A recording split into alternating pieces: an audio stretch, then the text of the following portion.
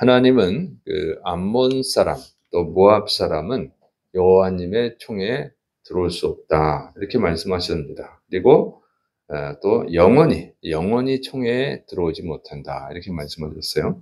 그리고 신명기 23장 6절에 내 평생에 그들의 평안함과 형통함을 영원히 구하지 말지니라 이렇게 말씀하셨습니다.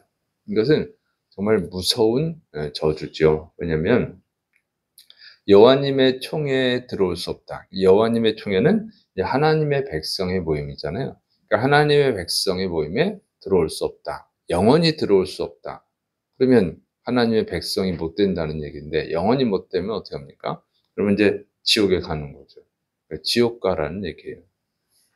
그리고 그들의 평안함과 형통함을 영원히 구하지 마라. 그들을 위해서도 기도도 하지 말라는 아주 무서운 심판입니다. 그런데 왜 이렇게 무서운 심판을 내리시는가? 그 이유가 이렇게 나오죠. 신명기 23장 3절 4절 암몬 사람과 모압 사람은 여호와님의 종에 들어오지 못하리니 그들에게 속한 자는 10대뿐 아니라 영원히 여호와님의 총에 들어오지 못하리라. 그들은 너희가 애굽에서 나올 때에 떡과 물로 너희를 길에서 영접하지 아니하고 메소포다미아의 부돌 사람 부올의 아들 발람에게 뇌물을 주어 너희를 저주하게 하려 하였으나 이렇게 되어 있습니다. 그래서 이 암몬과 그러니까 이제 모압은 이스라엘하고는 먼 친척 관계죠. 그러니까 그 당시 이제 문화가 풍습이 그 나그네가 지나가면 잘 대접하게 되어 있습니다. 그런데 이 친척이잖아요. 친척 민족. 그러니까 이스라엘이 이집트에서 나와서 가나안 땅으로 가는데 그러면 떡과 물로 영접을 해야 됐다는 거예요. 그것이 그 당시의 기본적인 상식이죠. 기본적인 문화예요. 그런데 친척 민족인데도 불구하고 그렇게 하지 않고 오히려 이 암몬은 물도 대접하지 않고 떡도 대접하지 않고 오히려 방해를 한 거예요. 그 다음에 모압은 어떻게 했냐? 발람 선지자를 고용을 해가지고 이스라엘을 저주한 것입니다. 저주하려고 3번이나 뇌물을 주겠다고 약속하면서 저주하려고 했던 것이죠. 자, 그래서 하나님이 이들을 저주하는 거예요. 심판하시는 거예요. 그래서 이것은 우리에게 이런 것을 가르쳐 줍니다. 하나님의 백성을 대적하는 자들, 하나님의 백성을 핍박하는 자들은 하나님이 심판하신다는 거예요. 때가 되면 반드시 하나님이 심판하시는 것입니다. 그런데 그것은 이렇게 친척 민족이라고 그랬잖아요. 같은 교회를 다녀도 마찬가지예요. 같은 성도가 또 다른 성도를 핍박하면 그것도 심판을 받는 거예요. 안 믿는 사람이 핍박을 해도 그렇고 같은 기독교인이라도 다른 성도들을 핍박을 하면 안 된다고 하는 것이죠. 그러니까 정당한 이유가 없는데 그렇게 하면 안 되는 거예요. 그래서 성경에 보면 이 사울 왕이 다윗을 핍박을 하죠. 핍박을 했다고 해서 무조건 잘못됐다는 게 아니라 다윗이 잘못을 하지도 않았는데 사울이 다윗을 핍박을 한 거잖아요. 거기에 이제 하나님의 심판이 있죠. 그래서 사울은 나중에 이제 전쟁터에서 패배하고 자살하는 것으로 끝나는 것이죠. 이렇게 되는 거예요. 그래서 우리가 이제 세상의 이 핍박자들을 두려워할 필요가 없다고 하는 거예요. 왜냐하면 하나님이 심판할 것이니까. 그래서 우리가 이제 이 험한 세상을 살아가면서 정말 하나님의 백성으로 살아가는 것이 어려운 일들이 많죠. 안 믿는 사람들이 막 핍박을 할 때도 있고 같은 교회를 다니는데 또 같은 기독교인인데도 핍박하는 사람들도 있어요. 그러니까 기독교인인 것을 이용해서 핍박을 하는 거예요. 약점을 잡아가지고. 기독교인이 뭐 약점이 있겠어요. 근데 기독교인이니까 너는 하나님 믿으니까 하면서 이제 핍박을 한단 말이야. 그럴 때 두려워할 필요가 없다는 거예요. 하나님이 심판할 거라고 하는 것이죠.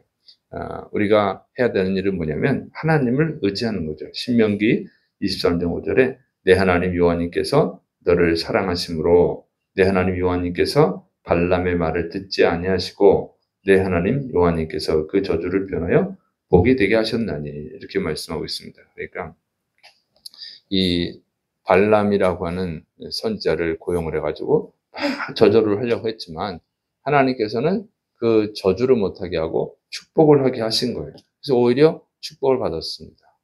그러니까 이 세상에서 정말 그리스도인으로 살아가는 거 어려운 면이 있습니다만은 그러나 하나님이 지켜주시고 보호해 주시기 때문에 그것을 두려워할 필요는 없는 줄을 믿으시를 축원합니다. 하나님의 백성을 핍박하는 자들은 바보 같은 자들이에요. 그리고 같은 기독교인인데 핍박하는 자들은 가짜니까 그렇죠, 가짜.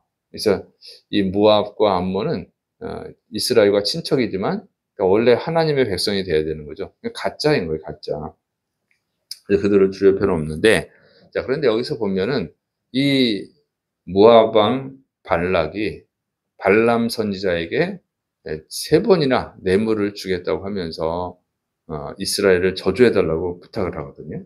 근데 왜 그런 부탁을 할까 하는 거예요. 왜 그런 부탁을 하죠? 민수기 12장 6절에 우리보다 강하니 청하건대 와서 나를 위하여 이 백성을 저주하라. 내가 혹 그들을 쳐서 이겨 이 땅에서 몰아내리라. 그대가 복을 비는 자는 복을 받고 저주하는 자는 저주를 받을 줄을 내가 알미니라. 그래서 이 모압은요, 이스라엘이 출애굽해가지고 가나안 땅에 들어가는데 막 두려운 거예요. 그래서 하나님의 놀라운 기적들이 이스라엘 민족에 나타났잖아요. 그래서 나중에 이게 너무 커져가지고 우리를 정복하면 어떡할까, 뭐 이런 하나님이 허락하지 않은 일이기 때문에 그런 걱정 안 해도 되는데 괜히 겁이 나니까 이제 발람 선지자에게 저주를 부탁을 하는 거예요. 그런데 왜 발람 선지자한테 부탁하냐면 발람 선지자가 축복하는 자는 축복을 받고 발람 선지자가 저주하는 자는 저주를 받았다고 하는 거예요. 그러니까 평상시에. 그러니까 그걸 보고 이제 이스라엘을 저주해달라고 부탁을 하겠다.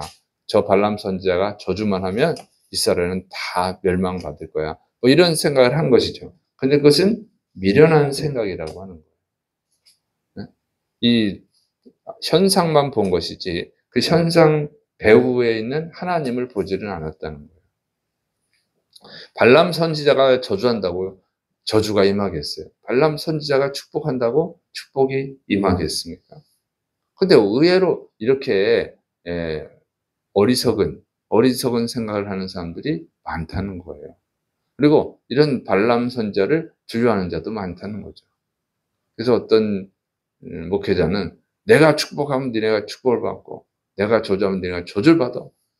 그래서 막 상스럽게 욕도 하고 뭐 하나님도 까불면 죽어 뭐 이러고 하는데 그런 사람을 두려워서 벌벌 떨고 그 사람의 말을 뭐 하나님의 말씀처럼 듣고 이런 분들이 있는데 참 안타까운 일입니다. 그건 그 현상만 보는 거지 현상 배후에 있는 하나님을 보지 못하는 거예요.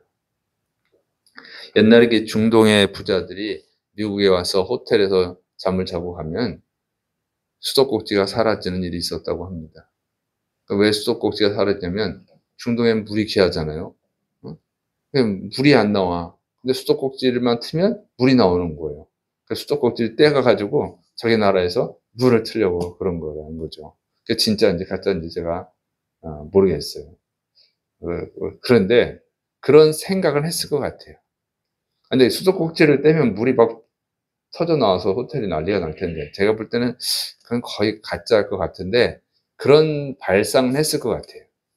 이 수도꼭지를 떼가면 물이 나오겠다. 그래서 누군가 가르쳐 줬겠죠. 그게 아니라고 이렇게 하지 않았을까. 제 생각입니다. 그래서 그건 좀 너무 과장된 얘기 같고 어쨌든 수도꼭지를 떼갈 생각은 했을 것 같아요. 그런데 수도꼭지를 떼가면 무슨 소용이 있겠어요. 물이 나오네? 안 나오죠. 이 파이프를 통해서 물 근원이랑 연결이 돼 있을 때만 물이 나오는 것이지 물탱크랑 연결이 안 돼 있는 수도꼭지에서 무슨 물이 나오겠어요. 이런 일이라는 거예요.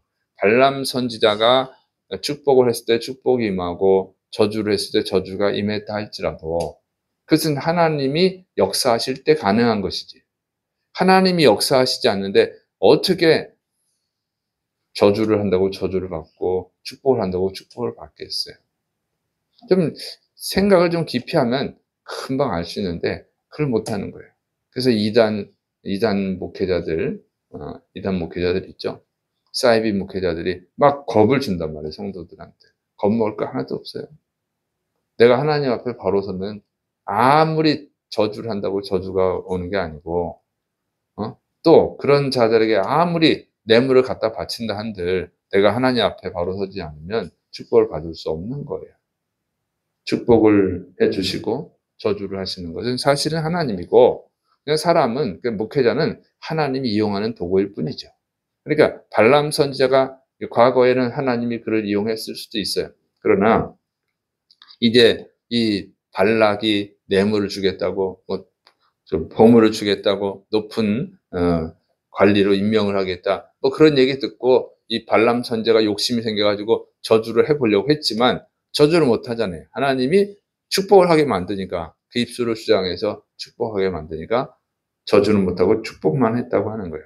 그러니까 그런 자들을 두려워하거나 그런 자들을 의지하는 것은 그 미련한 것이라고 하는 것입니다.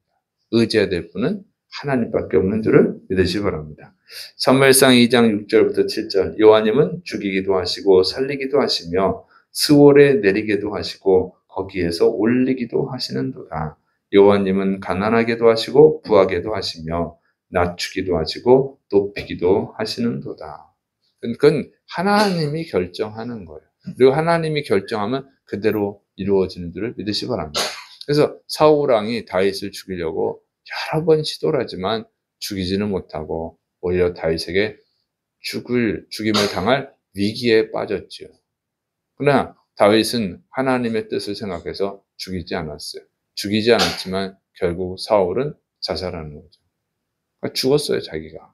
그러니까 우리가 세상의 핍박자들을 두려워할 필요가 없는 거예요. 여러분, 우리는 그냥 하나님을 바르게 믿으면 되는 줄을 믿으시기 바랍니다. 하나님을 바르게 믿고 하나님을 바르게 섬기면 하나님이 복을 주시는 것입니다. 그래서 권력자들, 돈 많은 사람들, 그들 앞에 굽신거릴 필요 없고 하나님을 바르게 믿고 잘 섬기면 될 줄을 믿으시기 바랍니다. 그리고 가짜 기독교인들, 그들이 핍박을 하더라도 그것도 두려워할 필요도 없는 거예요. 그래서 중요한 것은 우리가 하나님 의지하고 하나님 바르게 섬기는 것인지를 믿으시기 바랍니다. 그래서 여러분, 정말 축복은 하나님이시고 심판도 하나님이 하시는 거예요. 이걸 명심하고 하나님께 축복받는 자로 서시기를 축원합니다. 기도하겠습니다. 사랑이 많으신 하나님 아버지, 우리에게 이 지혜로운 믿음을 주옵소서. 생사화복을 주관하는 분은 하나님이십니다. 하나님, 우리가 오직 하나님을 바르게 섬길 때 아무리 약한 자들도 우리를 해할 수가 없고 또 하나님 앞에 굴복할 수밖에 없음을 명심하게 해주셔서 하나님을 바르게 섬기는 자들이 되게 하여 주옵소서. 주의 백성들이 다 복을 받는 자들이 되게 하시고 주의 백성을 해하는 자들에게 하나님 징계를 허락하여 주옵소서. 주께서 역사하심 믿고 예수님의 이름으로 감사하며 기도드립니다. 아멘.